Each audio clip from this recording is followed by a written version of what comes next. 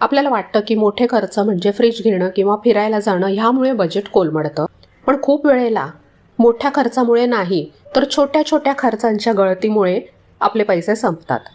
समजा आपण जेव्हा बाजारात जातो तेव्हा हे छान दिसतंय म्हणून घेऊया, किंवा अरे हे फक्त 50 रुपयालाच आहे ना, घेऊन टाकूया, असं म्हणून कितीतरी गोष्टी आपण घरात आणतो.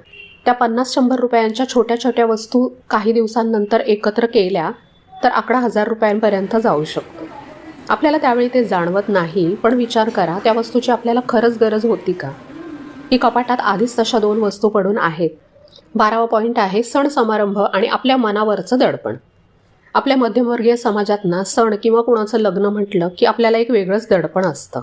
कुणाला काय द्यायचं, आपण काय घालायचं, लोक काय म्हणतील, या विचारात आपण नको तितका खर्च करून बसतो. कार्यक्रमाला आरामात जाता यावं म्हणून गाडी करून जाणं किंवा तिकडे गिफ्ट म्हणून काय न्यायचं, या खर्चामध्ये हात आखडता घ्यायचं कारण नाही. पण खूप वेळेला आपण ओळखीच्या लोकांमध्ये उठून दिसण्यासाठी कर्ज काढून किंवा बचत मोडून खर्च करतो. पण विचार करा, त्या कार्यक्रमाच्या 4 तासांच्या शो ऑफसाठी पुढचे 4 महिने आर्थिक ताण घेणं योग्य आहे का?